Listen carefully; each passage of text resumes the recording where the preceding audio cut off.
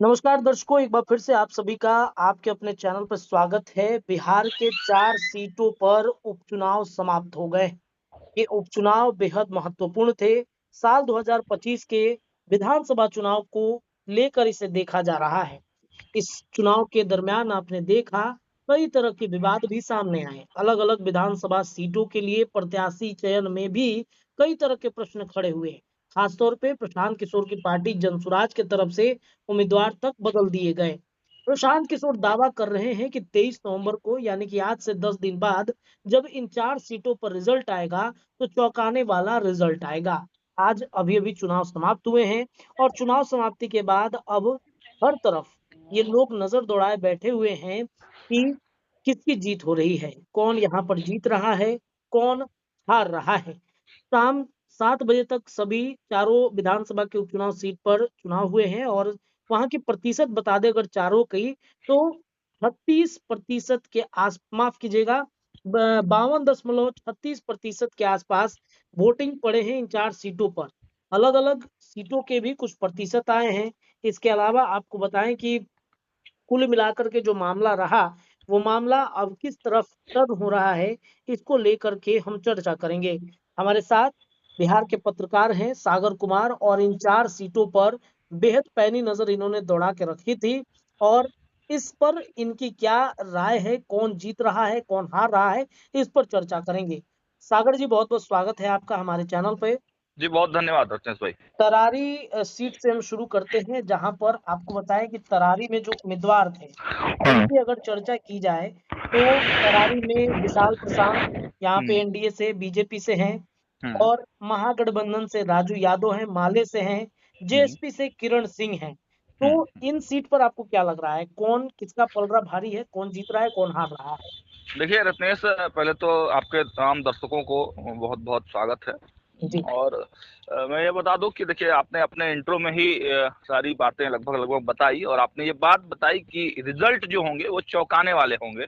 जी। और उपचुनाव का जो रिज़ल्ट होता है रत्नेश, वो आम चुनावों से हट के होता है। बिल्कुल बिल्कुल। और ये जो उपचुनाव था, 1 साल के लिए मात्र चुना गया, जो विधायक हैं मात्र 1 साल के लिए चुन के आएंगे, हम्म। तो जनता यह भी सोच के देती है कि देख लेते हैं कि 1 साल में एक कैसा प्रत्याशी है। वो जी। 5 साल वाला माहौल यहाँ पर नहीं दिखता है। हम्म।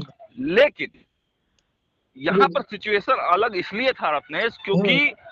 आने वाला समय बिहार विधानसभा का है। 25 में एक बहुत बड़ा चुनाव है हम्म। और उसमें नीतीश कुमार फिर से मुख्यमंत्री बनेंगे कि नहीं बनेंगे, ये पूरे तरह से जदयू और एनडीए की प्रतिष्ठा का सीट बना हुआ था, चारों का चारों। बिल्कुल तो बिल्कुल। निश्चित तौर पे चौंकाने वाले रिजल्ट तो आएंगे रत्नेश, हम्म। लेकिन ये चौंकाने वाले कौन होंगे, कौन चौंकेंगे, ये अभी तक जो है इस पर से पर्दा हटा नहीं है। अच्छा अच्छा अच्छा। हम बात कर रहे थे तरारी की। जी। तो देखिए तरारी में आपने जो बताया, हम्म। जातिगत मैं कुछ वहां पे बता दूं आपको। बिल्कुल। जातिगत जो समीकरण है तरारी का, भूमिहार लगभग 65% है। अच्छा और यही लोग डिसाइड करते हैं कि कौन चुनाव जीतेगा। अच्छा अच्छा। ब्राह्मण समाज की बात करें तो 30,000, हम्म। राजपूत समाज की बात करें तो 20,000, हम्म। और बनिया 25,000, हम्म। यादव 30,000, हम्म। कुशवाहा 15,000, हम्म। मुसलमान 20,000। हम्म। और अगर एसटी ओबीसी मिला लें, सारा ईबीसी, हम्म। एससी एसटी ईबीसी मिला लें, तो लगभग 50,000 के आसपास ये समीकरण है। तो आप समझिए कि ये अगड़ा पिछड़ा की जो लड़ाई थी, हम्म। उसी के इर्द गिर्द ये पूरा जो चुनाव है वो दिखता हुआ नजर आ रहा है। क्योंकि जो सुदामा प्रसाद यहाँ से पहले विधायक थे, अब सांसद बन गए हैं, वो बिल्कुल। चूंकि जो है कानू समाज जो है उससे आते थे, तो कुछ जो उस समाज का वोट है वो भी मिल जाता था। हालांकि वो जो राणा प्रसाद का जो जातिगत समीकरण है, वो उसका वोट परंपरागत रूप से भाजपा का है, अच्छा अच्छा लेकिन अच्छा। भाजपा के वोटरों को भी वो रिझा लेते थे अपने जातिगत समीकरण के कारण। और हम्म। माले का वो गढ़ कहा ही जाता है, तो हम्म। इस कारण वो चुनाव वहां से निकाल लेते थे। जी जी जी अब जी जी। ताजा जो राजनीति है, हम्म। तो विशाल प्रशांत कैंडिडेट भले ही हैं, हम्म। चुनाव सुनील पांडे लड़ रहे थे। बिल्कुल ये तो सच्चाई है उसमें। हाँ। और राजू यादव चूंकि दमदार कैंडिडेट सीपीआई एमएल के, 2 बार उन्होंने लोकसभा लड़ा है हम्म। और अच्छा खासा वोट वो ला चुके हैं। हम्म। हम्म। किरण देवी, किरण देवी को लास्ट मोमेंट में लाया गया, कैंडिडेट बदलना पड़ा जनसुराज को, जी। उसके लिए सब जानते हैं। बिल्कुल। किरण देवी भी पॉलिटिकल बैकग्राउंड से नहीं, ये इनके जो पति हैं या कहें कि उनके जो कोयला कारोबारी हैं, धनबाद के बड़े कारोबारी हैं, तो और राजपूत समाज से हैं। जी। तो अब समझने वाली बात रत्नेश इसमें यह है, अपने दर्शकों के लिए हम बता दें कि किरण देवी पर ही दामोदार है। अच्छा अच्छा। किरण देवी यानी जनसुराज जितना वोट जिसका काटेगा और उस दूसरे पक्ष का उतना ही पलड़ा भारी होगा। हाँ, क्योंकि हमारी जो खबर है जी कि कुछ दिन पहले तक तो लग रहा था कि भूमिहार समाज जो है एकजुट होकर विशाल प्रशांत को वोट करेगा, बीजेपी को, लेकिन अंतिम मोमेंट में जनसुराज ने कुछ ऐसा खेल किया है, जो खबरें हमारे पास निकल कर आ रही हैं कि जो खेल किया है, तो बाकी जो ब्राह्मण वोट है वो तो प्रशांत किशोर को मिल ही रहा है, कुछ प्रतिशत। भूमिहारों का भी कुछ वोट जो है प्रशांत किशोर अंतिम दौर में तरारी का काट लिए हैं, और यही जो होगा सबसे बड़ा जो टर्नअप होगा यही होगा, और इसी वजह से भाजपा लटक सकती है। अच्छा, मतलब भाजपा की दाव यहाँ पर जो है वो काफी मजबूत नहीं है। जी नहीं, मजबूत बहुत ज्यादा था। अंतिम समय तक पूरा पैसा खर्चा किया गया, पूरा समीकरण सेटअप किया गया, सब चीज किया गया, लेकिन भूमिहार तो कोर वोटर है ना, और जातिगत समीकरण भी साध रहा है, वहां पे सबसे ज्यादा संख्या में है। अगर उसका कुछ भी वोट प्रशांत किशोर ले जाते हैं तो इनके लिए ये समस्या हो जाएगा। वोट कितना टर्नअप हुआ है ये पता नहीं है अभी तक, लेकिन कुछ न कुछ टर्नअप जरूर हुआ है रत्नेश, और यही भाजपा के समस्या का जो है वो कारण हो सकता है। परिवारवाद भी एक बड़ा फैक्टर है सागर जी। बिल्कुल बिल्कुल, इससे तो परिवारवाद तो देखिए कि हर सीट पे आप देखिए इस बार का जो चुनाव है, लग रहा है कि वो परिवार के लिए ही सारा जो उपचुनाव है वो परिवार के लिए ही लड़ा गया है। बिल्कुल बिल्कुल बिल्कुल। चलिए, तो ये तरारी की सीट है, लगभग यहाँ पर सागर भाई आपने बता दिया कि क्या स्थिति है। तरारी के बाद अब बढ़ते हैं हम इसमें एक अंतिम ये जोड़ दें कि देखिए जनसुराज जीतने नहीं जा रहा है, हो सकता है उसका जमानत भी जब्त हो जाए, लेकिन भाजपा का खेल बिगाड़ने के लिए काफी है। बिल्कुल बिल्कुल बिल्कुल। तो देखिए, तरारी में जनसुराज ने भाजपा का खेल बिगाड़ा है। रामगढ़ की क्या स्थिति है? राजपूत का गढ़ कहा जाता है, ये कहा जाता है कि राजद का किला है, तो क्या किला ध्वस्त हो रहा है? हाँ, अब रामगढ़ की सीट पर हम लोग आते हैं। तो रामगढ़ में राजद चुनाव जो लड़ा रहा है वो अजीत सिंह को लड़ा रहा है। बिल्कुल अजीत सिंह जगदानंद सिंह के बेटे हैं, सुधाकर सिंह के भाई हैं। बिल्कुल। तो राजद नहीं लड़ रहा है इस चुनाव को जगदानंद सिंह एंड फैमिली लड़ रही है। अच्छा, सुधाकर सिंह लड़ रहे हैं। हाँ, सुधाकर सिंह और जगदानंद फैमिली लड़ रही है। और बीजेपी की बात करें तो अशोक कुमार सिंह, जो कि वो भी राजपूत है और पुराने कार्यकर्ता हैं, तो वो लड़ रहे हैं। और जेएसपी से सुनील सिंह कुशवाहा है।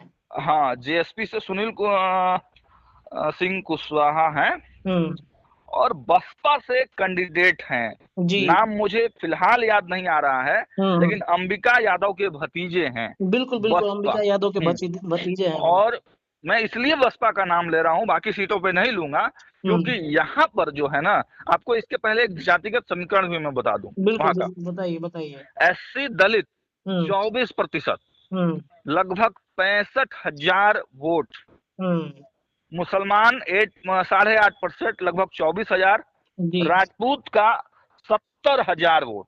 जो बात आपने कही कि राजपूत का गढ़, तो 70,000 राजपूत समाज का, यादव समाज का 40,000 के आसपास है। तो देखिए, ब्राह्मण यहाँ पे 27,000 20,000 के आसपास है शायद। जी।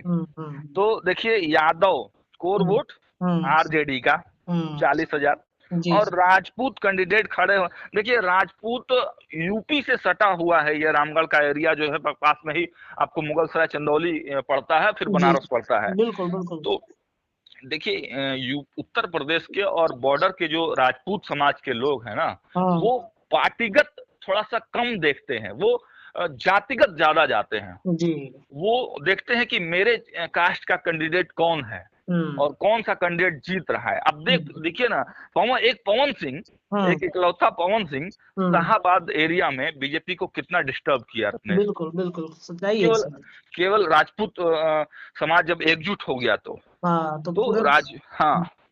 पवन और सिंह इस ने जिता दिया हाँ, हाँ। सुधाकर सिंह को। नहीं, अभी ऐसा नहीं कर सकते हैं, जी। लेकिन सुधाकर सिंह पूरा प्रयास किए हैं हम्म, यहाँ पर कि राजपूती वो पूरा जो है वो हम्म, कार्ड खेला जाए, हम्म, और उन्होंने कार्ड खेला भी है। हम्म, लेकिन रत्नेश, हम्म, केवल सुधाकर सिंह और केवल जगदानंद सिंह ही राजपूत समाज नहीं है। ये हम्म, भी वहाँ की जनता समझती है, यह हम्म, भी वहाँ के लोग समझते हैं, और यही फैक्टर जो है ना, हम्म, वो राजद को कहीं ना कहीं डुबाएगा। बिल्कुल और वहां बिल्कुल पर बसपा काफी मजबूत स्थिति में है रत्नेश। जो बिल्कुल। हमारी रिपोर्टिंग है, जो वहां पे लोग हमारे जो पत्रकार बंधु हैं, हम्म, उनसे जो खबरें निकलकर सामने आ रही है हम्म, कि वहां भी जो है बसपा काफी अच्छे स्थिति में है। और जनसुराज के जो कुशवाहा जी हैं, हम्म, यह देखिए कि वोट किसका काटते हैं। हम्म, जिस यहाँ भी वही स्थिति आप कह सकते हैं थोड़ा बहुत कि जिसका वोट अगर मान लीजिए कि यादव कोर वोट है राजद का, ये टूटने से रहा, ये जी, मुश्किल है कि टूटना। अब बिल्कुल। राजपूत जो है अगर जनसुराज की तरफ बढ़ जाता है हम्म। तब तो मुश्किल होगा। और यहाँ पे मुझे लगता है कि लड़ाई जो है भाजपा और बीएसपी के बीच हो गई है। यहाँ से रामगढ़ से आरजेडी शायद मुझे लगता है कि गायब हो गई है, क्योंकि कई बयान हमने सुने, कई बयान हाँ, हाँ, जो सुधाकर सिंह के थे वो हाँ, कहीं भारी पड़ गया उनके ऊपर में। हाँ। तो शायद और ये और लड़ाई लड़ाई से और भाजपा इसको भुनाई भी बहुत अच्छे तरीके से रत्न, बिल्कुल बिल्कुल बिल्कुल बहुत बिल्कुल। अच्छे तरह से भुनाई भी। जी। लेकिन देखिए कुछ कहा नहीं जाता है, सुधाकर सिंह का गढ़ तो है ही। हम्म। सुधाकर सिंह जीतते आए हैं, जगदानंद सिंह की फैमिली है, अजीत सिंह लड़ बिल्कुल। रहे हैं, जी। तो सांसद बन गए हैं। देखिए जो कार्यकर्ता होता है ना, उसको दिखता है कि देखिए ये मेरे साथ का है, हम्म, अगर हम इनके साथ रहेंगे तो ये सांसद है, इनके बड़े भाई सांसद हैं, तो हम्म। सांसद है तो मेरा कुछ भी काम करा सकते हैं। फिर बिल्कुल। विधानसभा का चुनाव आएगा, उसमें जगदानंद सिंह प्रदेश अध्यक्ष हैं। हम्म। जो टिकटार्थी जो होंगे वह भी पूरी तन मन धन के साथ लगे होंगे। तो कुछ ना बिल्कुल। कुछ जब अजीत सिंह को चुनाव लड़ाया गया है जदयू से इस्तीफा दिलवा कर रखने, जी तो जी कुछ ना जी कुछ बैकअप प्लान तो जगदानंद सिंह और सुधाकर सिंह ने जरूर रखा होगा। जी। भले ही अभी हम लोगों को बहुत चीजें नहीं जानकारी हो पा रही है, हो सकता है कि एक दो दिन में और चीजें पता चलेंगी हम्म। कि क्या खेल हुआ है अंदर खाने में। हम्म। लेकिन टक्कर जबरदस्त है रत्नेश, हम्म। टक्कर जबरदस्त है। मतलब ये सीट पे भी लड़ाई काफी दिलचस्प हो गई है यहाँ बिल्कुल पर। बिल्कुल चलिए, बिल्कुल ये बिल्कुल रामगढ़ की बात हमने कर ली सागर भाई। अब हम आते हैं सबसे हॉट सीट जो कही जा रही है इस चुनाव में, वो बेलागंज की सीट है। इस बिल्कुल। सीट पर क्या बेला में खेला प्रशांत किशोर ने कर दिया है? देखिए बेला में खेला की बात जो आप कह रहे हैं रत्नेश, जी। इसमें कहीं कोई आप नहीं कह सकते हैं। देखिए मोहम्मद अमजद यहाँ से जो है, बीएसपी से उम्मीदवार है यहाँ पर। नहीं जनसुराज से उम्मीदवार हैं हाँ बिल्कुल, मोहम्मद जनसुराज अमजद। की ही बात कर रहे हैं। हाँ, जनसुराज पार्टी, इसका short JSP, form sorry JSP. JSP, नहीं मैंने सोचा बीएसपी आपने बोला। मोहम्मद तो अमजद हैं, हाँ, और ये जो है यहीं पे कैंडिडेट के बदला गया था। हाँ। मुझे तो आप हाँ, एक चीज जो दर्शकों को बताने लायक है कि यही वो सीट है जहां पर जनसुराज अपना जमानत हो सकता है कि बचा ले अच्छा, रत्नेश। यहाँ जमानत बच जाएगा जनसुराज हाँ, का। लग रहा है कि जमानत जो है हम्म। वो बचेगा। हम्म। तो यहाँ पे क्या मनोरमा देवी की जीत तय मानी जाएगी सागर भाई? जातिगत बिल समीकरण मुझे लगता है आप ढूंढ रहे हैं, मैं बता दूं जातिगत आपको, हेल्प नहीं, कर दूं देखिए क्या? जातिगत यादव समाज की अगर बात करें तो लगभग 70,000 है, बिल्कुल बिल्कुल बिल्कुल। मुस्लिम और 62,000 के मुस्लिम, आसपास है। हाँ 62-63,000 मुस्लिम है। और ब्राह्मणों की भी संख्या है यहाँ पर सबसे ज्यादा, लगभग मेरे बीस पास जो हजार के डेट, आसपास है। मेरे पास हाँ लगभग लगभग 15% के आसपास है। और दलित भी यहाँ पे अच्छे खासे वोट में है, हाँ 60,000 30, वोट है इनके पास। 30%, हाँ जी 60,000, जी 30% जो है दलित और एससी मिला के जी। वो है। और देखिए मनोरमा देवी जदयू की एमएलसी रही हैं, लेकिन पिछले दिनों जो कुछ कांड हुआ है इनके घर पर, जी। तो उससे हो सकता है कुछ एनडीए यानी भाजपा के जो कोर वोटर हों वो नाराज हों रत्नेश। तो यही एक इनके साथ समस्या है, बाकी बाकी सभी समीकरणों में ये फिट बैठ रही हैं। हाँ, मतलब यहाँ से निकल सकती हैं। हाँ, हाँ, हाँ, बिल्कुल। और सागर भाई, आपको एक और चीज यहाँ पे हम बता दें कि यहाँ पे जो बेलागंज में ओसामा हम्म, साहब के कार्यक्रम के जी दौरान जो कुछ जी भी जी हुआ, जी जी जी। उससे मुझे लगता है कि यहाँ पे मुसलमान शायद छटक के चले गए हैं अमजद के साथ में। जनसुराज के पास, और बिल्कुल यही एक बड़ा मतलब प्लस पॉइंट मनोरमा देवी के लिए बनता हुआ दिख रहा है कि यहाँ से वो निकाल लेंगी सीट। बिल्कुल बिल्कुल बिल्कुल हम्म। तो बिल्कुल। अगर अमजद। अगर भाजपा के कोर वोटर जो है मनोरमा देवी, चूंकि देखिए नक्सली साहित्य भी इनके घर पाया गया था रत्नेश। जी, जी, बिल्कुल, और बिल्कुल, बिल्कुल। मगध में नक्सलियों का एक जो गढ़ है ना, हुँ, हुँ, वो हुँ। कहीं ना कहीं इनके यहाँ से ऑपरेट होने की बात जो है कही गई है। हुँ, हुँ, तो हुँ। भाजपा के कोर वोटर कभी भी नक्सलियों को सपोर्ट नहीं कर सकते हैं रत्नेश। हुँ, हुँ, हुँ, हुँ, बिल्कुल। और यहाँ पे तो सागर भाई एक और बड़ी बात है ना कि हम्म, बेलागंज में आपने देखा कि जदयू भी प्रचार में नीतीश कुमार गए थे, इनके अलावा हम्म, सम्राट चौधरी पहुँचे थे, इनके अलावा हम्म, चिराग पासवान पहुँचे थे। हम्म, मतलब दलित से लेकर के हम्म, स्वर्ण से लेकर के सभी हम्म, जातियों को साथ दिया गया है यहाँ पर। तो रत्नेश लालू यादव भी पहुंचे थे। हाँ, लालू यादव भी यहाँ पे पहुँचे यही हुए थे। एकमात्र सीट था जो कि लालू यादव भी पहुंचे थे। हाँ। और आप समझिए ना कि 7 बार से सुरेंद्र यादव यहाँ से चुनाव जीत रहे हैं। हुँ। तो कुछ ना कुछ तो समीकरण जरूर उनके पक्ष में है, और यादव समाज पूरी तरह से जो है आप कह सकते हैं कि उनके पक्ष में जा सकता है। और एक और बात है ना कि यहाँ पर हम्म, मान लीजिए कि हम्म, चलिए ठीक है सुरेंद्र यादव की बात आप कर रहे हैं, हम्म, लेकिन बेलागंज में जो अमजद हैं, वो हम्म, भी तो यादव और मुस्लिम का वोट काटेंगे ना कुछ ना कुछ। हाँ, यही इसी वजह से मनोरमा देवी का चांस जो है रत्नेश हुँ, बढ़ जाता है। आपने बिल्कुल सटीक जो है दर्शकों की ये लाइन बताई जी। कि जितना ज्यादा जो है वो अमजद वोट काट पाएंगे मुसलमान और यादवों का, हुँ, उतना ही ज्यादा फायदा होगा मनोरमा देवी का। हुँ, बिल्कुल। चलिए तो मनोरमा देवी का यहाँ पे लगभग फाइनल है कि हम्म। यहाँ पर जीत रही हैं। और इसमें वही बात तरारी वाली बात मैं फिर से दोहरा दूं कि यहाँ पर चुनाव ये इनका जो कैंडिडेट है क्या हुँ, नाम है इनका, हुँ, विश्वनाथ हुँ। विश्वनाथ यादव। जी, जी, तो जी, यहाँ जी। पर विश्वनाथ यादव चुनाव नहीं लड़ रहे हैं, यहाँ अच्छा, सुरेंद्र यादव सुरेंद्र यादव लड़ रहे हैं। चुनाव लड़ रहे हैं। और अब तो यहाँ पर लालू प्रसाद और तेजस्वी यादव की प्रतिष्ठा भी जुड़ दांव पर गई है। है। चलिए अब इमामगंज की सीट की तरफ बढ़ते हैं। जीतन राम मांझी का परिवार और इस हम्म, परिवार से कैसे एनडीए गठबंधन के एक बड़े नेता हम्म, जिनका नाम चिराग पासवान है, कैसे उन्होंने पल्ला झाड़ दिया। बिल्कुल, अब तो मुझे ऐसा लग रहा है बिल्कुल, कि मुश्किल है कहना कि जीत रही हैं बिल्कुल, दीपा मांझी। बिल्कुल, बिल्कुल। यहाँ पे देखिए चिराग पासवान ने खेला तो कर दिया है। हुँ, आप देखिए कि जेपी नड्डा जो आए बिहार, छठ का दौरा किया नीतीश कुमार के साथ, हुँ, और फिर उसके बाद चिराग पासवान से भी उनकी मुलाकात हुई, उनकी माता जी से भी मुलाकात हुई। तो जरूर कहीं ना कहीं जेपी नड्डा थोड़ा सा तो जरूर हिंट किए होंगे कि ये सीट देख लीजिए। हाँ, हाँ, हाँ, लेकिन हाँ, अंतिम अंतिम समय पर चिराग पासवान सभी सीटों पर जाते हैं लेकिन इमामगंज नहीं जानते हैं। हाँ, मतलब साफ है कि जो अ, पिछले दिनों जीतन राम मांझी ने उनके ऊपर टिप्पणियां की थी, कहीं हाँ, ना कहीं उसका ही परिणाम जो है वो अब दिख रहा है। चिराग पासवान जो है उनको दिखाने का प्रयास कर रहे हैं कि बाबू बिहार में रहना है तो चिराग पासवान से बैर करके तो नहीं रह हुँ। सकते हैं, वो भी दलित समाज और में। मुझे याद है कि उन्होंने हम्म, रामविलास पासवान का विकल्प बता दिया था हाँ, पशुपति हाँ, हाँ, पारस को हाँ, और बिल्कुल, इसी बिल्कुल। वजह से काफ़ी नाराज़गी जो हाँ, थी वो दिख बहुत गई बहुत थी।